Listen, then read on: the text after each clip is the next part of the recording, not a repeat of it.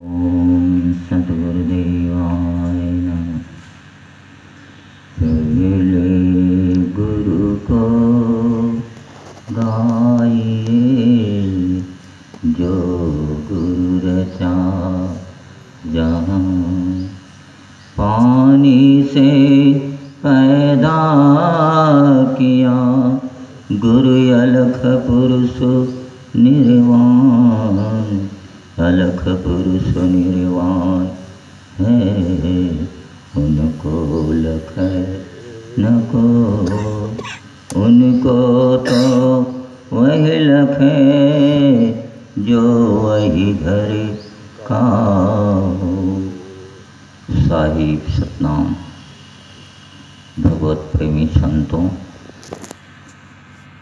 आज आप लोग जो कुछ भी यहाँ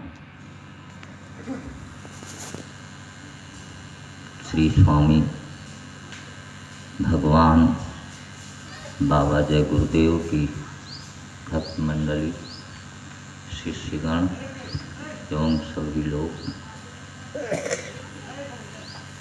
स्वामित्व भाव और दास भाव, ये दोनों सद्गुरु की गरिमा। आप ही ठाकुर, आप ही पूजा। एक दिन भक्त अपने को भगवान की चरणों में समर्पित करता है और कहता है कि मैं दास हूँ, मैं अपने स्वामी अपने सद्गुरु का भक्त हूँ। दासोहम कहते, मैं अपने सरकार का पुजारी हूँ, भक्त हूँ, दास हूँ। इस तरह से प्रार्थनी भाव और बंदनी भाव होते होते एक दिन दा का हरण हो जाता है।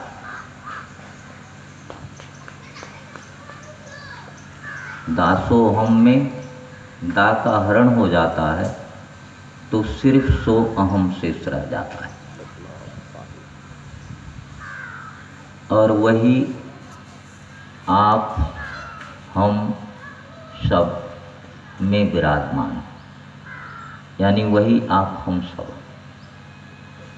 लेकिन उसका बोध हमें नहीं हो पा रहा। वजह क्या है, कारण क्या है? क्योंकि जो हम पहले कहें भगवत प्रेमी संत, जिनके अंदर भगवान के प्रति प्रेम उत्पन्न होता है, जिनके अंतःकरण में भगवान के प्रति समर्पण उत्पन्न होता है, उसी हृदय में शांति पुष्प खिलता है। और ऐसे शांति पुष्प को जब हम अपने सद्गुरुदेव के चरणों में जब समर्पित करते हैं, तो हमारे अंदर वो परमात्मा प्रकट हो जाता है। प्रेम से बोलिए सद्गुरु भगवान की जय। यही हमारी कहानी है। इसको चाहे हम जितना बड़ा शब्दार्थ बोल दें, एक लम्हे के 100वें हिस्से पर उस पार ब्रह्म परमेश्वर का बोध होता है। लेकिन वो लम्हा हमारी जिंदगी में किस क्षण आएगा, उसका महत्व, उसी का महत्व है हमारी जिंदगी में। आज से लेकर सृष्टि के आदि और अनादि काल तक ऐसे महान संत लोग आते गए, जाते गए, आते गए, पता नहीं कितना कल्प इस सृष्टि का बीत गया। और सब हमारे सामने वेद, पुराण, शास्त्र, उपनिषद इत्यादि के रूप में रखा गया है। लेकिन वास्तविकता हमारी क्या है कि तू ब्रह्म, मैं ब्रह्म, सब ब्रह्म। जब हमारे अंदर भ्रम ना हो तो सब ब्रह्म है। चौथे चार खान है जेते, सब घट ब्रह्म बोलता तेते। घट नहीं कहूँ हाल हजूरा, 4 दहाई 40 पूरा।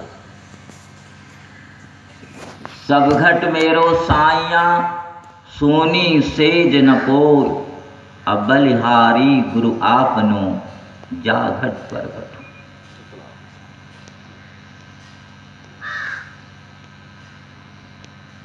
कैसे उस प्रभु को प्रकट कराया जाए?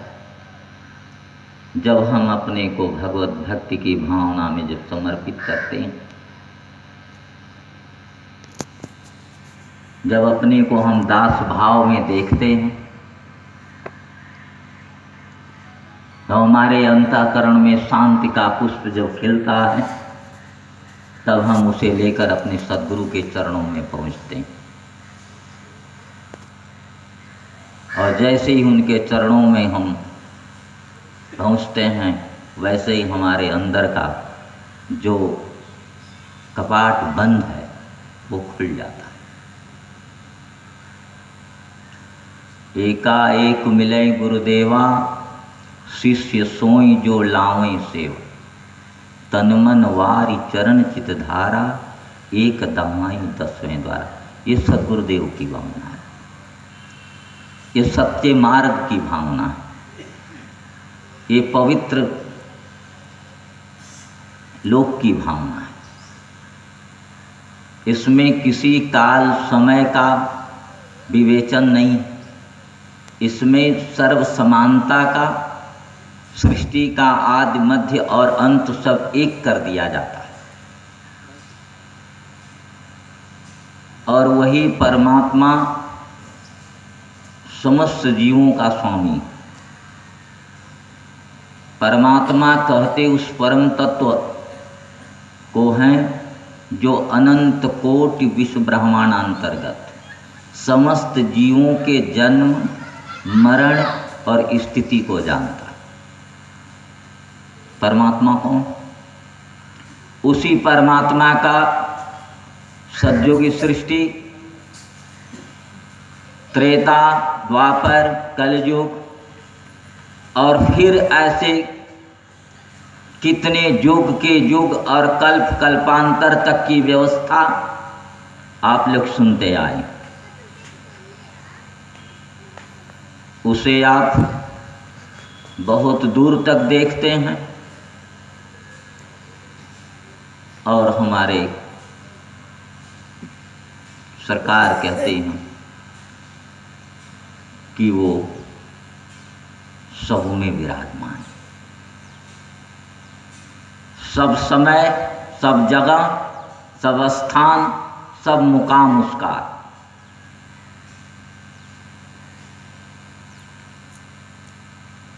ऐसे परमात्मा का,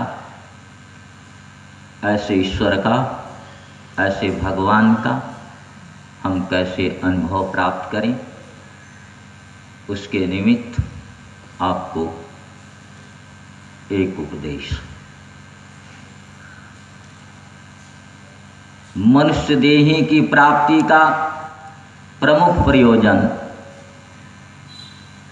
माया मोह की निवृत्ति एवं परम तत्व परमात्मा की प्राप्ति। मैं उस पार ब्रह्म परमेश्वर को कैसे अनुभव करें, कैसे जानें, इसके लिए हमें सद्गुरु की शरण में जाना होगा। जब तक हम सद्गुरु की शरण में नहीं पहुंचेंगे, तब तक हमें उस पार ब्रह्म परमेश्वर का भेद पता नहीं लगेगा। क्योंकि हर युग में कोई न कोई भगवत अवतार हुआ और उन्होंने अपने गुरु बनाए। ऐसा कोई युग नहीं है जहाँ पर कि भगवत अवतार न हुआ हो।